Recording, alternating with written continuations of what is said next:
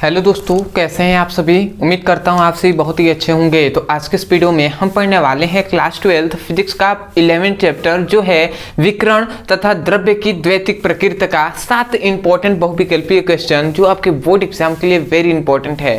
तो इससे पहले मैं बता दूं, यदि आप इस वीडियो को देख रहे हैं सब कुछ अच्छे से साफ साफ दिखाई दे रहा होगा तो बहुत ही अच्छी बात है। यदि दिखाई नहीं दे रहा होगा तो आप अपनी वीडियो की क्वालिटी को बढ़ा लीजिएगा, क्योंकि बहुत ही लो क्वालिटी में आपकी वीडियो चल रही होगी। तो आशा करते हैं आप समझ गए होंगे। तो चलिए दोस्तों अपने टॉपिक को शुरू करते हैं। तो यहाँ पर हमने इस चैप्टर का सबसे पहला इंपॉर्टेंट क्वेश्चन लिख दिया है।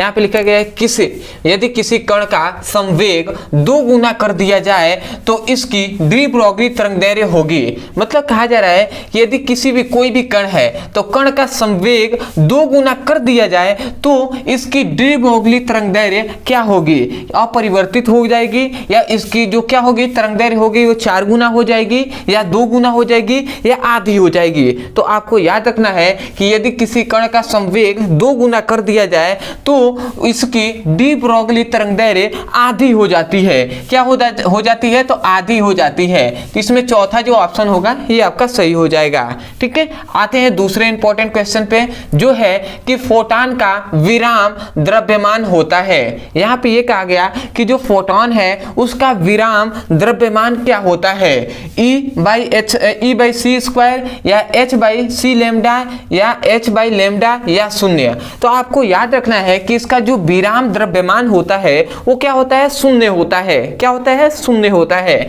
तो यहाँ पे जो आपका चौथा ऑप्शन हो जाएगा ये आपका सही हो जाएगा। ठीक है, आते हैं तीसरे इंपॉर्टेंट क्वेश्चन पे जो यहाँ पे लिख दिया है कि प्रकाश वैद्युत प्रभाव के प्रयोगों में आपतित प्रकाश की आवृत्ति भी तथा निरोधी विभव u के बीच खींचे गए ग्राफ का ढलान होगा। यहाँ पे क्या कहा जा रहा है कि प्रकाश वैद्युत प्रभाव के प्रयोग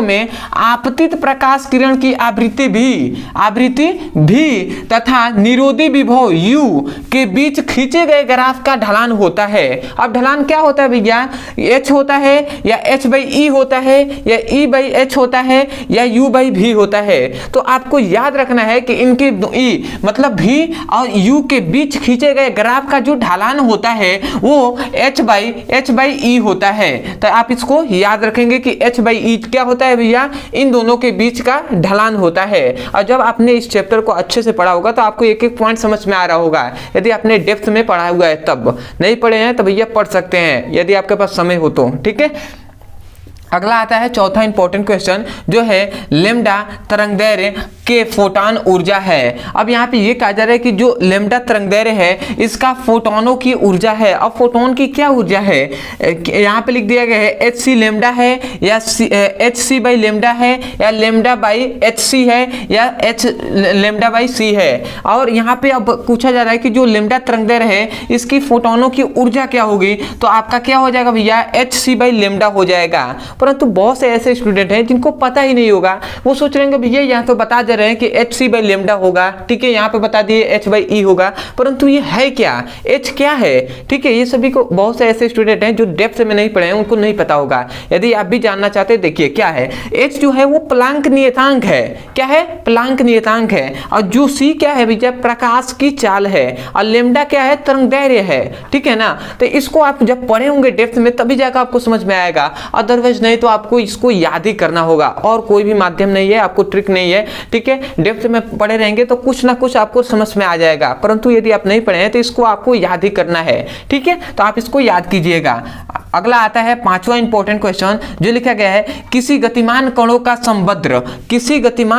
संबंध द्विप्रोगी तरंग का तरंगदैर्घ्य पर निर्भर नहीं करता है। यहाँ पर ध्यान दीजिएगा क्या कहा जा रहा है, कहा यह जा रहा है किसी गतिमान कणों का संबंध, कोई भी गतिमान कण है उसका जो संबंध होता है वो द्विप्रोगी तरंगों की तरंगदैर्घ्य पर निर्भर नहीं करता है। अब कौन है जो भैया कि तरंगों की तरंगदैर्घ्य पर निर्भर नहीं करता है, कौन है? यहाँ पे कहा जा रहा है द्रव्यमान पर निर्भर नहीं करता है या आवेश पर या वेग पर या संवेग पर। तो आपको याद रखना है कि जो आवेश पर क्या होता है, निर्भर नहीं करता है। तो जो ये दूसरा ऑप्शन होगा ये आपका सही हो जाएगा। अगला आता है छठा इंपॉर्टेंट क्वेश्चन जो है कि फोटोनों की गतिज द्रव्यमान होगा।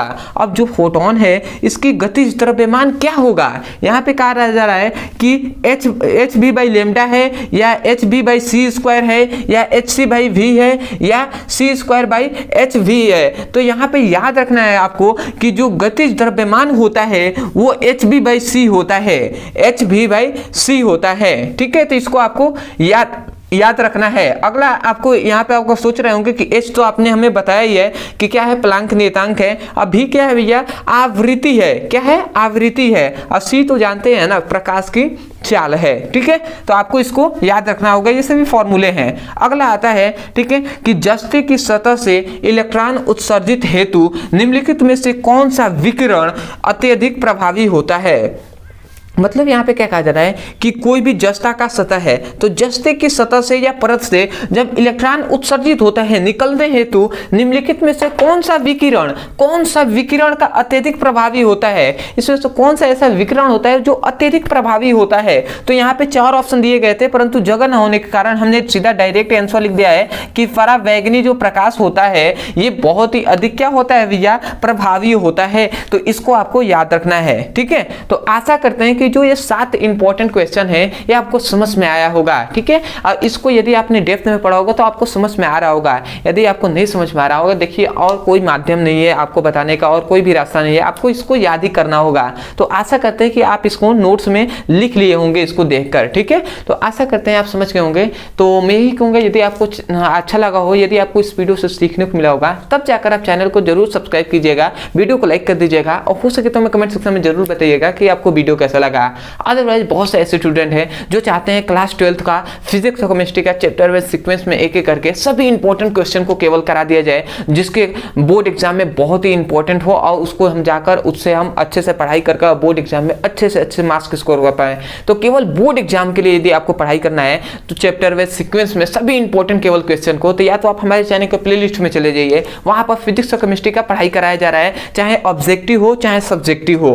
ठीक है, उसको सभी को पढ़ाया जा रहा है। यदि आप वहां से जाकर सीक्वेंस में पढ़ सकते हैं, और ध्यान रखें सीक्वेंस में आपको पढ़ना है। ठीक है, तभी आपको समझ में आएगा। और देखिए कभी भी एक क्या होता है, स्टेप बाय स्टेप चलेंगे तो आपको अच्छा होगा। ठीक है, तो या तो वहां से पढ़ लीजिए, या जिनको नहीं पता है कि प्लेलिस्ट कहाँ पे मिलेगा, कहाँ से हम जाकर प्लेलिस्ट ढूंढकर और वहां से हम पढ़ सके, तो केवल उन स्टूडेंटों के लिए यहाँ पे एक नंबर दिया जा रहा होगा। इस नंबर पर आप व्हाट्सएप कीजिए, और मान लेते हैं आपको क्लास 12 का फिजिक्स और केमिस्ट्री का पढ़ाई करना है, सभी इंपॉर्टेंट केवल क्वेश्चन का, जो बोर्ड एग्जाम के लिए वेरी इंपॉर्टेंट है। तो आप इस नंबर पर मैसेज कीजिए, class 12 physics chemistry all important topic link, और मैसेज कर देना है। आपको तुरंत फिजिक्स और केमिस्ट्री का 2 लिंक मिलेगा, वहां से उसकी पढ़ाई कर सकते हैं। और आप तुरंत जब मिलेगा तो वहां से ऑब्जेक्टिव भी मांग लीजिएगा, आपको ऑब्जेक्टिव का भी फिजिक्स और केमिस्ट्री का 2 लिंक दे दिया जाएगा। और रिक्वेस्ट है कि आपके लिए केवल वहां से इस नंबर पे केवल आपको लिंक दिया जाएगा। कोई भी डाउट क्लासेस नहीं पूछना है, कोई भी डाउट वहां पे नहीं चल रहा है तो आपको कोई भी डाउट नहीं पूछना है। ठीक है, केवल आप वीडियो मांग सकते हैं, वो भी उन स्टूडेंटों के लिए दिया जा रहा है जिनको नहीं पता है।